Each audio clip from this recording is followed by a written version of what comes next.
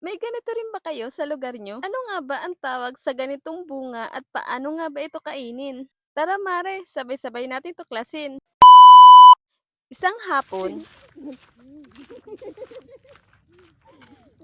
ay inaya ko nga si Maring Nene na pumunta sa Encantadia, lugar kung saan maraming diwata at maraming engkanto. Dito sa lugar namin, uso pa rin yung mga paniniwala na pwede ka mawala sa gitna ng kagubatan at pwede ka ring maengkanto. Hala, uy naniwala.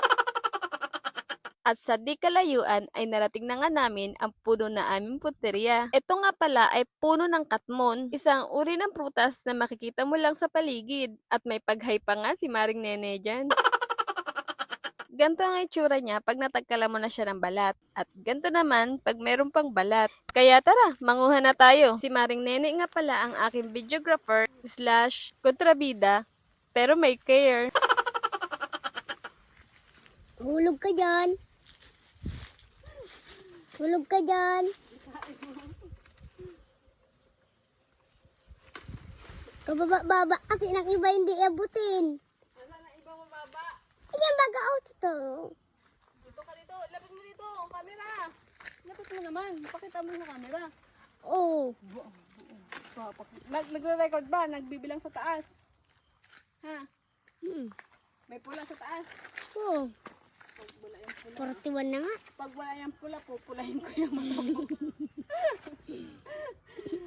Yung mata mo yung pupulahin ko. Wala mo ha. Isa ha. Hindi mo niya makakain. Dami-dami. Bakit ano natin sa vlog ko masarap? Kontrabida man tong videographer na to. Hindi na mag-video. Hindi na mag-video baga at Aray ko.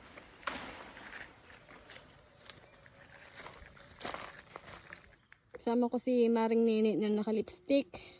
Kukuha lang ng katmon, nag-lipstick pa. Titikman namin yung katmon. Kung ano lasa ng katmon. Singit mo Maring Nene, oh.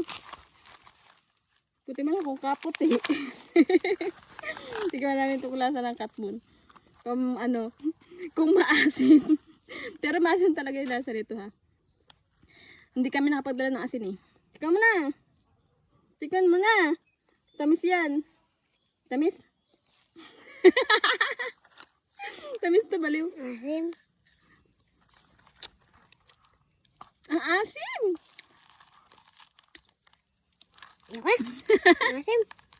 Hindi kaya ng power, sobrang asim. Gusto ko sana kung may asin, pero hindi kaya, maasim.